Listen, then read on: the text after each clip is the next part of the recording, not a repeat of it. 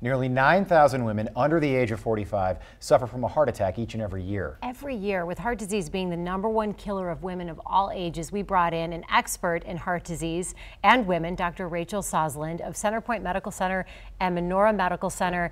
And Doctor, you're here to talk about education and prevention. One of the most remarkable things, I think, is that the American Heart Association predicts that almost 1 in 3 women will die from heart disease or a stroke. 1 in 3 is a stunning number. That's higher than any percentage I've heard for any other medical problem. How do we prevent this? That's a great question. I mean, this is such a rampant thing, especially in our country, and there's a lot of things we can do to help prevent heart disease. It's really important that we know our risk factors, and women need to really take control of their own heart health. It helps we can reduce our risk factors and help modify our lifestyle. Actually, 80% of heart attacks are actually preventable with appropriate risk factor modification and lifestyle changes. Dr. Sosland, what are some of those risk factors, if you could get into specifics? Yeah, absolutely. Some of them are modifiable risk factors, and that means things we can change. A lot of risk factors are also non-modifiable, and those are things that we really cannot affect. Things that we can affect are our genetics, such as family history. And actually, if we have a female first-degree relative in our family that has had heart disease at less than 65 years of age, we're actually at greater risk. Just simply by being a female over 55 years old puts us at greater risk of heart disease. And these are things we actually cannot change. There's a lot of things, fortunately, that we can affect, and those are such as diabetes, high blood pressure, high cholesterol. If we smoke, it's important to quit smoking. Also, physical inactivity and obesity are things we can change. What are some of the other lifestyle modifications?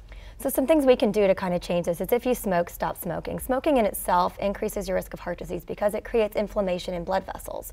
And what happens is then people get plaque formation. It also makes the blood thick, so clots can form in the heart. And what about this calcium test that I've heard a lot about recently? Some women, it's available for them? Yeah, so calcium scoring is available, and a calcium score is actually an X-ray type of test that's obtained on a CAT scan, and those are helpful to help women who aren't sure of their risk factors but help to identify if you may be at greater risk for heart disease. Is that something that you have to go to your doctor and ask for, or is it something that they'll recommend to you if they see that you fall under these risk categories? Right, so calcium scoring is really helpful for females who don't necessarily have symptoms but have a lot of risk factors. So if you have diabetes, high blood pressure, high cholesterol, or a strong family history, but maybe you don't have classic symptoms of heart disease, such as chest pain, pressure, shortness of breath. Remember, for females, the symptoms are often very different. They could be just fevers, dizziness, lightheadedness, or just feeling different than normal, more fatigue. So a calcium score may help identify if you actually have plaque in your artery early before you develop symptoms. Every time we talk to doctors and people in the medical community, what I find fascinating is there's always something really interesting that's happening now, and then there are so many cool advancements that are on the horizon. Yeah. Can you tell us about some of those things that are coming in the near future? Yeah, absolutely. So with female and heart disease, there's a lot of new stuff. There's a lot of clinical research trials going on that actually helps identify medications and better treatments that are specific to women, so we can better treat our women and help prevent heart disease even further and earlier, which is really interesting. Well, Dr. Sosland, thank you for your time. Yeah, it's really good to know, especially about the calcium scoring test to ask for. A lot of women, I didn't know what that was until today. Yeah, and it's important to see your doctor every year and help identify your risk and talk with your doctor about your numbers and see if a calcium score would be helpful for you. Thank you very much, Dr. Sosland. Absolutely. We appreciate that. Thank you.